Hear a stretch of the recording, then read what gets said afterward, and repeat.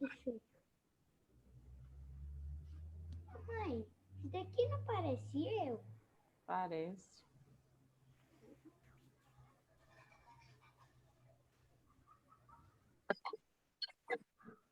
Professora, eu não sei se eu estou atrapalhando o tempo da sala, mas é porque eu estou muito curiosa por causa disso. Essa Você está mulher falando da sua avó? era feia, viu? Você está falando da sua avó aí? E eu estou, tipo assim, lembrando da avó do meu marido, porque as, as coisas que você está falando é as mesmas coisas que está acontecendo com a minha sogra, entendeu? É muito Ela está parecida, com. né?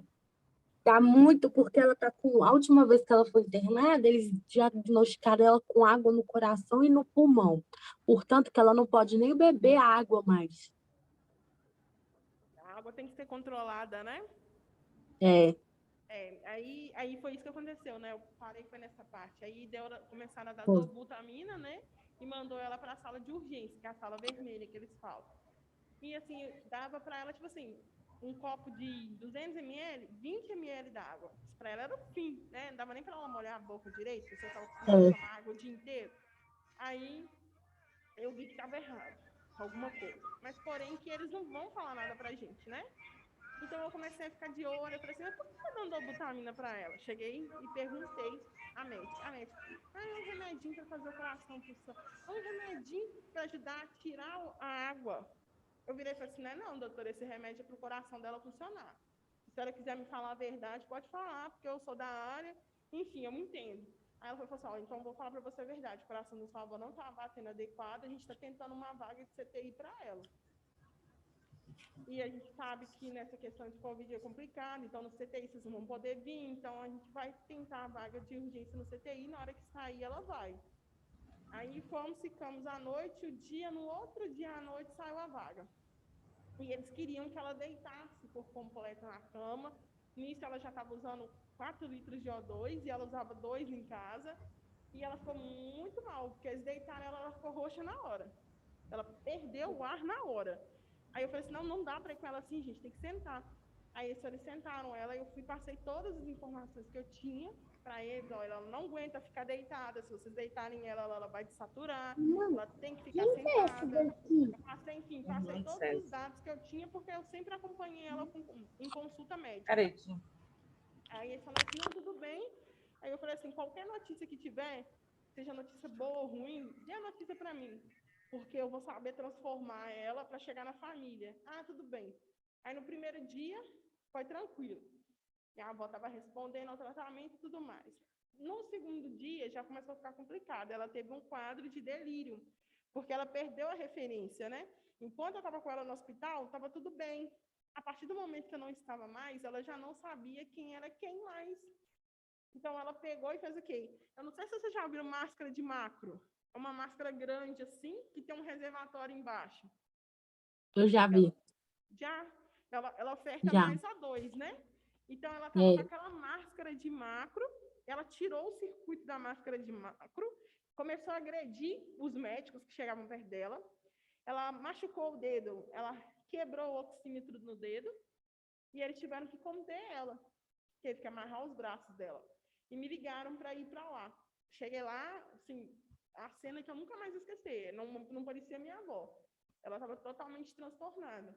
Aí eu comecei a conversar com ela foi ficando mais tranquila, eles pegaram um acesso e já me falaram que ia ter que entubar, porque tinha aumentado a dobutamina, já ia começar com outra medicação e ia ter que entubar ela. Aí eu falei assim, não, eu falei assim, mas necessita agora mesmo? Aí foi, fez a medicação, ela ficou sedada, falou assim, ó, agora de imediato não vai precisar, porque deu a sedação, deu uma controlada. Mas se permanecer a saturação muito grande, a gente vai ter que realmente entubar. No mesmo dia, 7 horas da noite, entubou ela. Aí foi e falou que ela tinha tido um ultrassom com uma mancha sugestiva a algum comprometimento pulmonar. E todo paciente que estivesse tendo comprometimento pulmonar na época era mandado para o Covid, antes do resultado sair ou não. E ela foi para o Covid. Isso foi num sábado. Ela foi para o Covid no sábado, ficou só o domingo lá. Ela foi sábado à noite, no domingo de manhã e domingo à noite ela ficou no Covid. Na segunda-feira, de manhã eles já ligaram pedindo para preparar que os rins dela estavam falhando, não estava funcionando mais, e que o coração dela estava ficando com uma pressão de 14/8, perdão, uma pressão de 4/6, uma pressão muito baixa, e que eles estavam vendo que o corpo dela não estava aguentando mais, não estava respondendo aos medicamentos e o que estava sendo feito, os procedimentos. Aí, eu comecei a conversar com a minha mãe, preparar ela, porque o que estava podendo vir a acontecer. No mesmo dia, depois de umas 3 horas que eles tinham ligado dando a notícia, ela faleceu. Aí veio toda aquela dor, né? Aí como lidar com a dor? Porque a gente não podia ver, como era Covid, como suspeita de Covid, a gente não podia ver ela. Foi caixão fechado, ela já saiu direto do hospital, no caixão já da funerária, a funerária nem fez o preparamento do corpo, foi do jeito que o hospital preparou, que foi dentro da funerária, então não teve direito de escolher roupa, não teve direito de escolher nada. Foi caixão fechado e só podia 10 pessoas. Aí entra todas aquelas questões familiares, né? Pessoas que nunca apareceram enquanto estavam em vida, na hora que está no pior momento aparece. E quer vir dar opinião, e quer vir falar as coisas, e sobrou tudo para mim. Como sempre, né? Porque viraram para mim e falaram assim, mas se você tinha instrução, por que você deixou fazer isso com ela? Eu virei, por eu ter instrução, que eu deixei fazer. Você acha que eu queria ver ela morrendo dentro de casa? Porque eu vi que ela não estava bem, eu ia deixar ela morrer dentro de casa? Era o certo? Ela sabia, eu falei assim, você não pode falar isso, porque ela era a pessoa mais correta do mundo. Ela usava oxigênio direito, ela fazia o controle de glicemia adequado, não deixava de ir no médico. Então, se ela foi, é porque realmente ela tinha certeza que ela não estava bem. E ela tinha noção do que estava acontecendo com ela a todo momento. Então, ela despediu de quem ela quis. Aí eu peguei ainda dessa patada. Ela despediu de quem ela quis, de quem era próximo a ela. Agora, quem nunca estava nem aí para ela, chega nesse momento mesmo. Enfim, rola aquelas tretinhas familiares, mas aí foi o processo do luto depois. Igual eu estava falando, ontem fez 1 ano que ela se foi. Aí a gente pensou, se ela tivesse tido opções de ter a vacina, talvez ela estava aí? Estava. Se a gente tivesse intervido de outra forma, talvez ela estaria aí? Estava. Mas, enfim, a gente fez o que estava no nosso alcance, que era possível. Essa consciência a gente tem. Então, a gente tem que ter esses cuidados também na hora de cuidar do paciente. Porque, às vezes, a família ela não é aberta à sugestão. Tem família que você vê o paciente piorando, você fala que o paciente está piorando, e o familiar vira para você e fala assim, você está botando doença. Não existe isso que você está falando. Então, é a maneira também na qual a gente tem que se respaldar. Outro fato relacionado a pulmão e Covid que aconteceu comigo. Meu último paciente, assim eu posso contar para vocês, eu não posso falar só de hospital, né? Nome de hospital. Meu último paciente, ele tinha 5 anos, o caso dele foi um erro médico, então ele resultou que ele foi para casa, ele não andava mais, ele usava sonda de alívio de 4 em 4 horas, tinha tráqueo e gastro. Alimentação via gastro e a tráqueo para ele respirar. Tinha 7 meses que eu estava com ele. Aí mudou, devido a alguns problemas familiares lá, teve que mudar a escala. Então, colocou uma profissional nova, assim, nova na casa, mas de experiência, ela tinha mais experiência que eu. Enfim, ela trabalhava no hospital de campanha de Covid, nesses hospitais de campanha aí. Aí, o que aconteceu? O filho dela pegou Covid e ela foi trabalhar tendo contato com o filho dela. E, assim, ela foi trabalhar, passou 3 dias que ela foi trabalhar e teve contato e o filho dela estava tendo Covid, o nosso paciente começou a ter alteração. Ele começou a ter febre, e ele tinha acabado de tomar um esquema de antibiótico porque ele tinha pegado traqueite.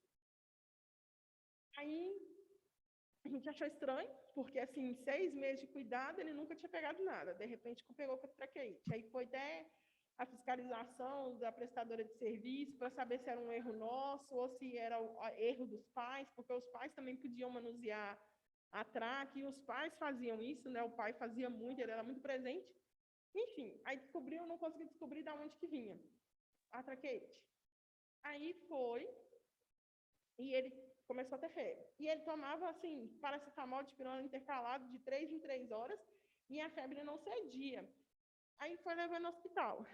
Fez o exame, o pulmão dele estava limpo, na sexta-feira, e eles suspeitaram de infecção urinária. Aí a mãe até reforçou com a gente que efetuasse a limpeza, né, a higienização com mais criteriosidade, e ela começou a suspeitar também por causa dessa mudança de profissional, enfim, ela falou assim que não suspeitava que fosse por culpa minha, mas sim de alguma das outras profissionais por causa da mudança, que mudou o quadro todo, né? Só ficou eu de antiga na casa. Enfim, aí continuou. O paciente no domingo, eu chego para trabalhar, ele estava em ó ambiente, já tinha 4 meses que ele estava respirando durante o dia normal, e só usava o Trilogy, que é o ventilador mecânico, para dormir. E eu achei muito estranho, porque eu cheguei, bati o olho, ele estava com 8 litros no concentrador. Para um paciente que está em ar ambiente, você chega e olha, ele está com 8 litros no concentrador, peraí, alguma coisa de errado tem.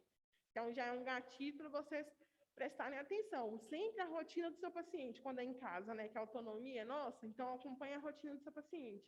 Se é alguma coisa que está diferente do comum, vamos alertar. Então, ele estava com 8 litros no concentrador, um paciente de ar ambiente. Já achei super estranho. Aí fui conversar com ele, brincar com ele, ele nem me deu ideia. Eu falei assim, esse paciente está prostrado, com 8 litros de O2, não está certo. Fui perguntei ao pai como é que tinha sido o dia, porque a profissional que estava durante o dia falou que tinha sido tudo tranquilo, que ele só tinha ficado um pouco cansado. Professora, você me deu presença, né? Dei, Maicon, dei sim. Eu estava cortando cabelo aí. Dei presença, pode ficar tranquilo. Para mim Tá também, bom. né, professora? Dei sim. Meu Deus, que susto! Larissa. Esse Mike é doido demais. Uai, eu tava... Você me deu presente, É que engraçado susto! que o engraçado é que o Mike aparece do nada e fala assim, você me deu presença, né, professora? Ele é o mestre dos magos. Do nada ele Não, aparece. uai, a minha câmera estava ligada, vocês não viram, não. Eu deixei a câmera ligada, eu estava cortando cabelo. Aí, como meu celular só funciona com... Ninguém viu. O meu celular só funciona com fone, para poder falar. Ai, Aí eu tirei o fone e tava cortando o cabelo do moço ali. Ah, não, nós não vimos. pode olhar aqui que eu tô de pineca agora, professora. Tô de Mas por quê? Tudo bem, vamos continuar a explicação. Aí, ele estava com 8 litros no concentrador, eu perguntei a rotina, disse que ele estava prostrado desde manhã. Professora, tá muito baixo agora. Não, pelo menos eu não tô te ouvindo. Melhorou. Olha se está melhor agora. Sim. Só ativar o mudo no mic aqui, que ele não colocou no mudo. Pronto. Aí, estava com 8 litros no concentrador, a rotina dele prostrado, desde a hora que ele acordou, com febre. E a frequência cardíaca alterada. A frequência cardíaca dele normalmente era 98, 99, estava 135. Aí eu virei e falei assim, não, esse paciente está muito estranho, ele não é assim. Aí eu peguei e falei com o pai dele, falei assim, olha, ele não é assim. Eu chego, ele brinca comigo, ele tem muito carinho por mim, ele está desse jeito prostrado. Ele não está bem, não dá para a gente ficar com ele aqui. Não, Ludmila, vamos tentar fazer uma nebulização e a gente aspira ele e vê como é que fica. Porque, olha só para você ver o que é ter confiança. Porque eu estava esperando realmente você chegar para a gente ver se conseguia melhorar o quadro dele. Porque ele realmente não está bem, a gente já percebeu isso. Mas a gente queria ver se com você chegando ele ficava um pouco mais disposto. Aí eu fui, brinquei com ele, nada dele responder, falei que ia comer a comida dele, que era uma brincadeira nossa, nada dele responder. Aí eu virei e falei assim, ó, não tem como, a gente vai ter que levar para o hospital. Não, vamos fazer a micro primeiro. Aí foi fazer a micro. Na hora de aspirar, a secreção veio alaranjada, sabe? Então, assim, quando a secreção vier de uma cor que não é padrão, se vê esverdeada, um verde bem escuro, um verde mais cor de abacate, com um odor, é infecção. Se vier avermelhada ou laranjada, é sinal de infecção e sangue. Então, tinha sangue no pulmão dele, né? Tinha presença de sangue. Aí eu virei e falei assim, a primeira vez que está saindo com a secreção assim? Não, de manhã também saiu. Eu virei e falei assim, não tem condição da gente ficar com ele, a gente tem que levar ele. Aí a mãe dele falou assim, não, vamos tentar fazer um salbutamol. A família ainda quis tentar intervir antes de ir para o hospital. Vamos tentar fazer um salbutamol. Fez 4 jatos de salbutamol. Aí ele ficou um pouco melhor. Aí dormiu, que ele estava cansado. Quando ele dormiu, a gente foi colocar ele no Trilogy. O Trilogy é um modelo de ventilação mecânica. Na hora que a gente conectou ele no Trilogy, a impulsão respiratória dele era de 40. Ele estava com taquicardia, estava com taquipneia, saturando 87. Aí começou, 87, 83, aí 82, 78. Eu falei com o pai dele, liga na bala, desliga do concentrador, liga na bala. Foi, ligou na bala.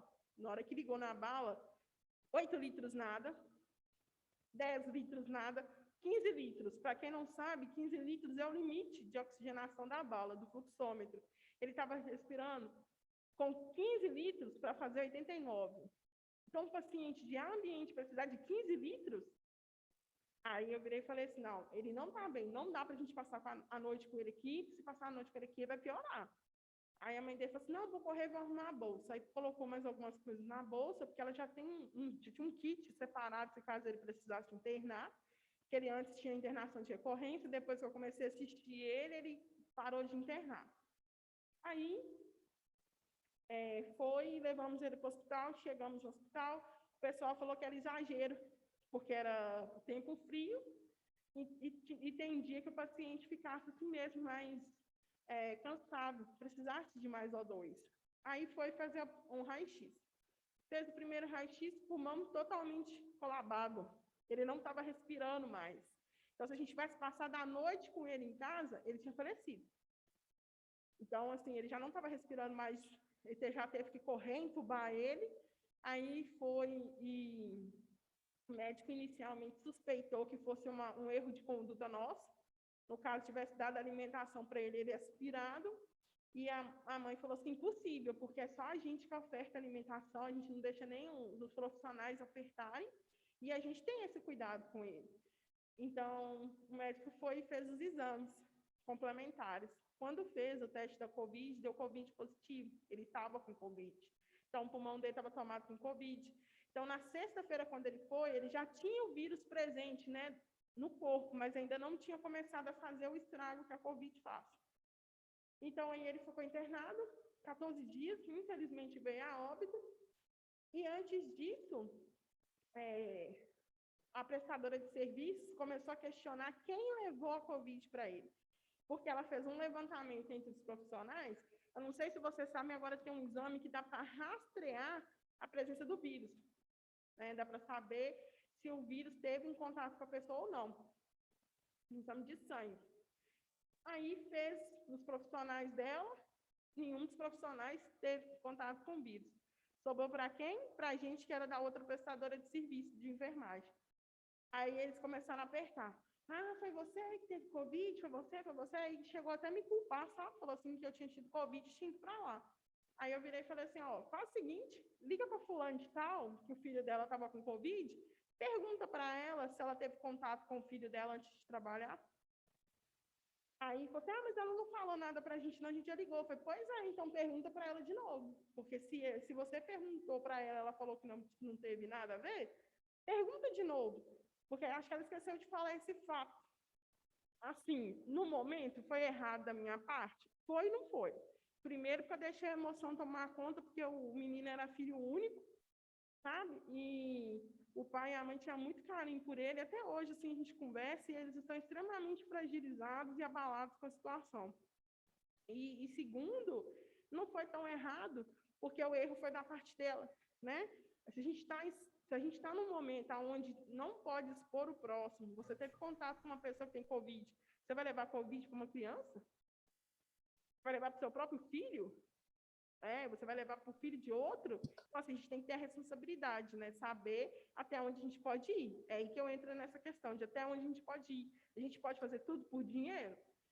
A gente pode expor a vida do outro por dinheiro, porque ela fez isso por causa de financeiro. Aí Aí foi, enfim, ele faleceu e ficou de rastrear. Não sei se rastreou, porque também, se tiver rastreado, eles não iam divulgar que a responsabilidade foi dela, né? Mas ficaram de rastrear, e, enfim. Olha a diferença que um olhar faz. Ele estava sendo acompanhado por ela a noite antes, essa profissional que o filho estava com Covid, e estava sendo acompanhado por outra profissional durante o dia. Nenhuma delas perceberam que ele estava com alteração. Nenhuma delas teve o olhar diferenciado de atentar pelo fato de que ele estava sem O2, precisava de O2 a 10 litros, 8 litros. Isso, para quem está sem, gente, é alguma coisa de errado. Né? São esses detalhes que a gente tem que saber puxar. Porque, às vezes, se a gente está no home care, é a gente que é autonomia naquele lugar. Então, a gente tem que saber fazer diferença. Se está no hospital, tem exame, tem médico, tem enfermeira. Você viu que está errado, você chama a enfermeira. Se a enfermeira viu que está errado, vai chamar o médico. Ou se a enfermeira não viu que está errado, você fala com o médico. Enfim, a solução tem que ser chamar o médico. Né? Alguém tem que fazer alguma coisa por aquele paciente. Mesmo que não caiba só a você, alguém tem que fazer. E você tem que passar isso para frente. Porque o caso de erro médico dessa criança foi justamente isso. O técnico viu o erro, falou para a enfermeira e para o médico foi, o médico não viu o erro, falou que não tinha erro, e hoje está sendo processado o médico, a enfermeira e o hospital. O único que se resguardou e que não está sofrendo ação é o técnico, porque foi o único que fez a assistência correta. Então, essa é a diferença lá na frente entre um processo, né, entre a vida do paciente ou a morte dele. Então, essas questões a gente tem que saber pegar e para a gente e ter maldade na hora que está acontecendo as coisas. Por isso que eu friso muito em explicar para vocês como que funciona tudo certinho, para vocês verem o primeiro erro, vocês já saberem que aquilo está errado. Que é aí que está a diferença. A gente conseguir identificar o que está errado e o que está certo. Porque chegar e fazer a técnica é muito fácil. Você faz uma, duas, três, na quarta vez você já está especialista. Você já sabe o que tem que fazer.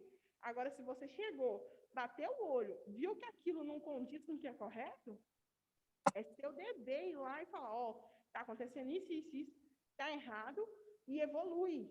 Anota na evolução de vocês, independente se ela for eletrônica ou ela for manual. Ó, paciente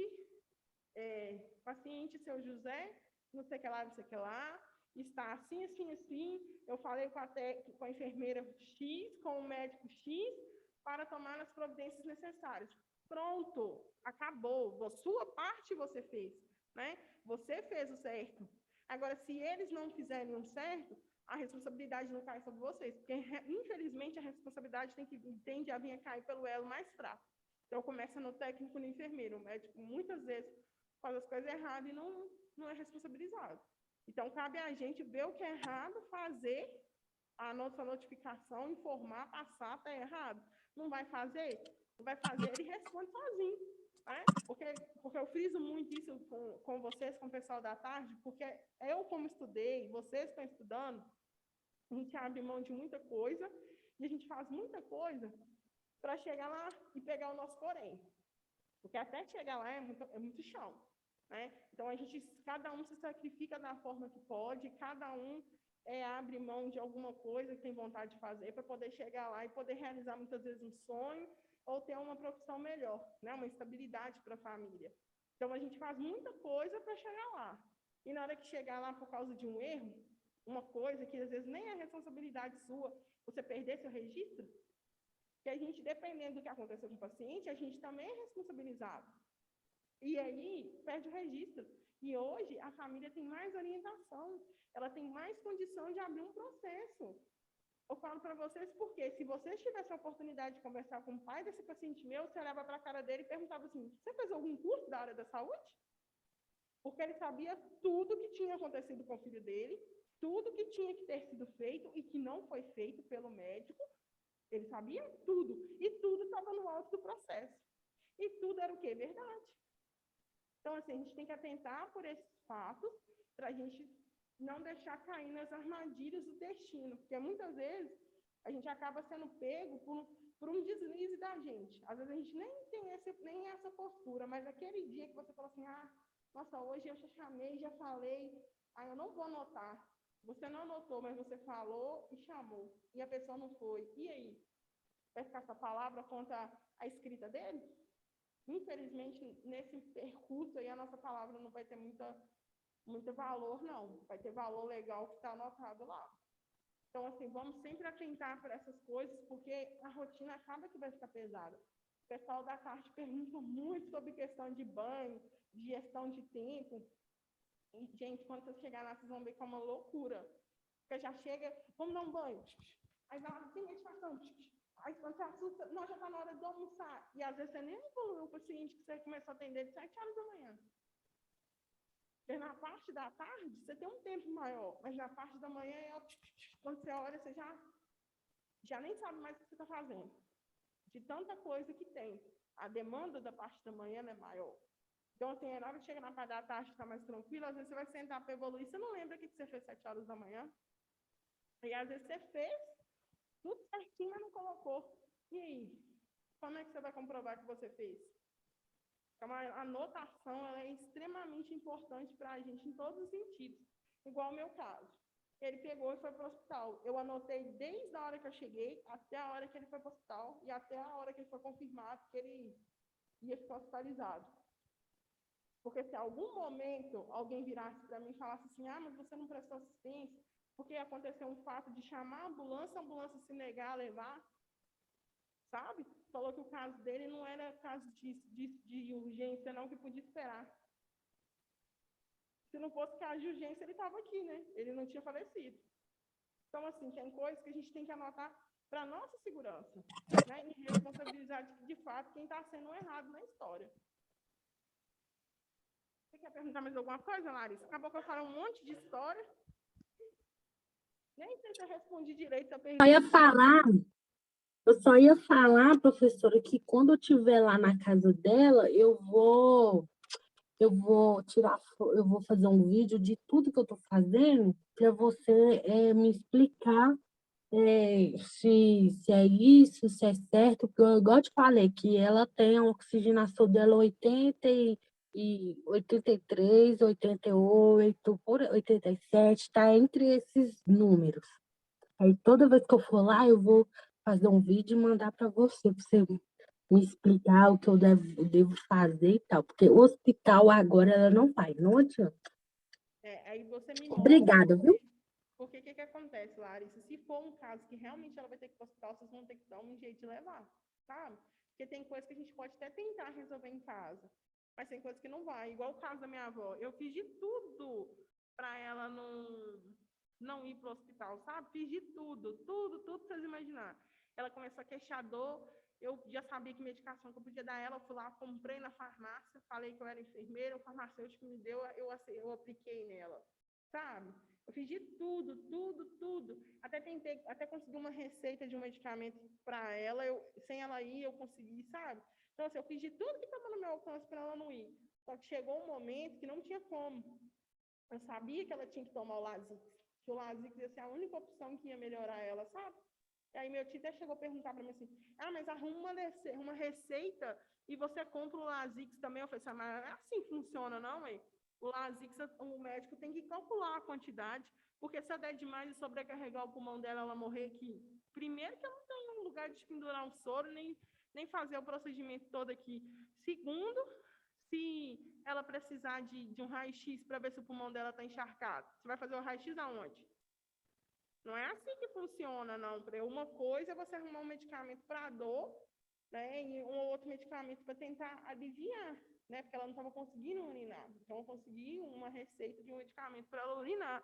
Então, assim, uma coisa é você tentar conversar com os médicos que acompanham e conseguir alguma intervenção. Outra coisa é você tomar uma postura onde não cabe sua, sabe?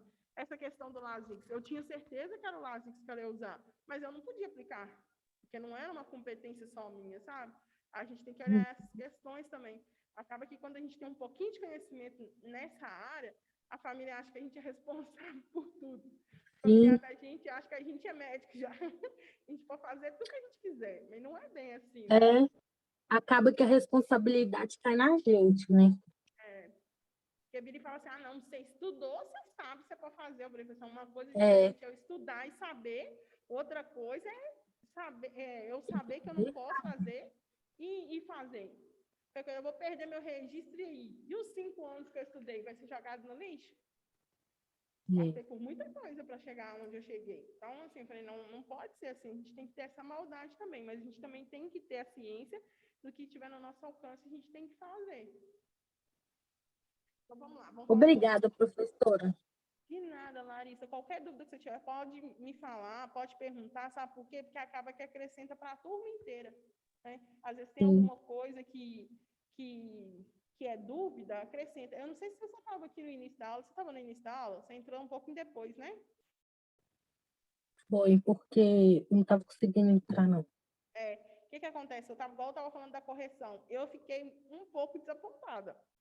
Agora que está todo mundo aí, dá para falar. Eu fiquei um pouco desapontada com as atividades, sabe? Com a atividade de fixação, porque teve muito erro de coisa que eu falei aqui, sabe? E, assim, teve erro que foi bom, que foi uma coisa que estava errada e eu não tinha percebido. E, assim, a gente vai correr atrás para consertar, porque está na apostila de vocês errado. Agora, teve gente que errou coisa que eu falei. Eu errei uma só, professor. E mesmo assim, porque eu marquei errado. Ai, meu Deus, dá um marco de novo, não, desculpa. Eu errei uma só, mas mesmo assim, porque na hora de marcar, eu li e reli. Aí depois, na hora de eu marcar, eu marquei errado, você acredita? Então você toma cuidado que na atividade, se você marcar errado, você vai perder o ponto. Né? Então, mas aí eu errei uma só.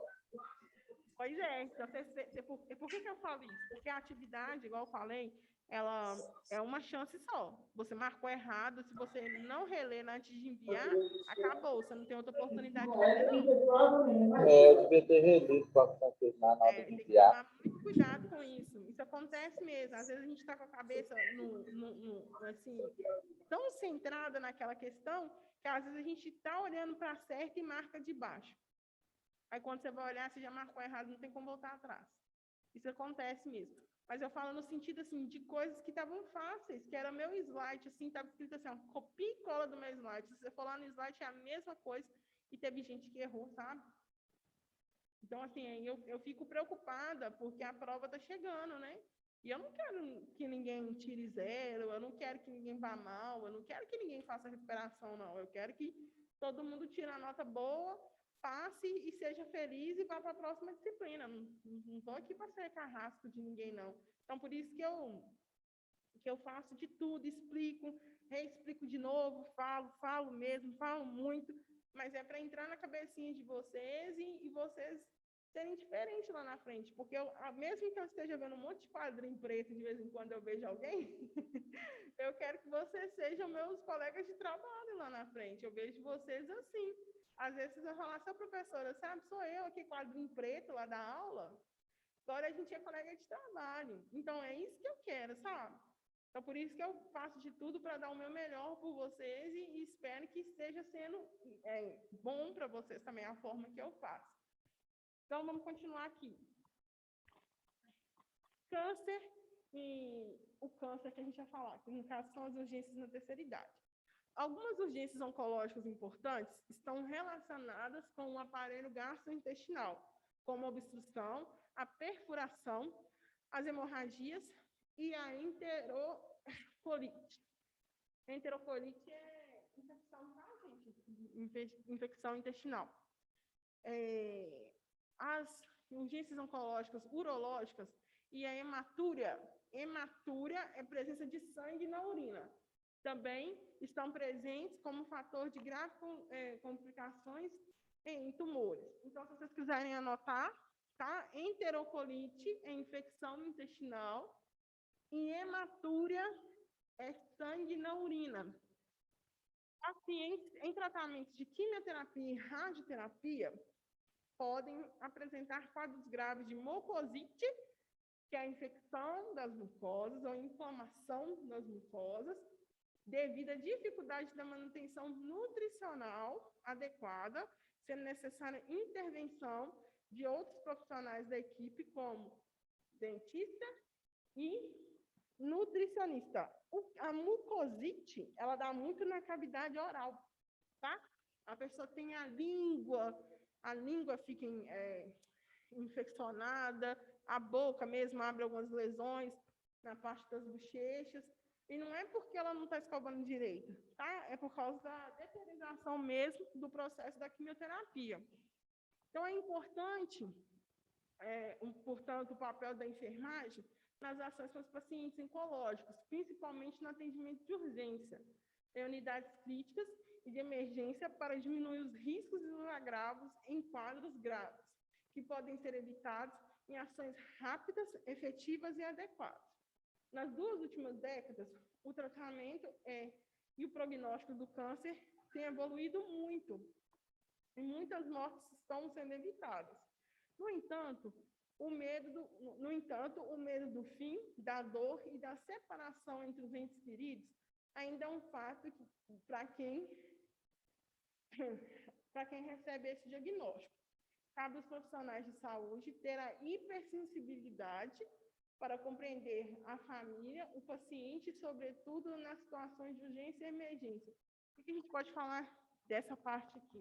O paciente com câncer, ainda que tenha muito tratamento, muita intervenção, que consegue melhorar a qualidade de vida desse paciente, ele tem medo de ouvir a palavra câncer, porque se associa à morte, que antes era um tratamento que não tinha nenhuma repercussão para salvar.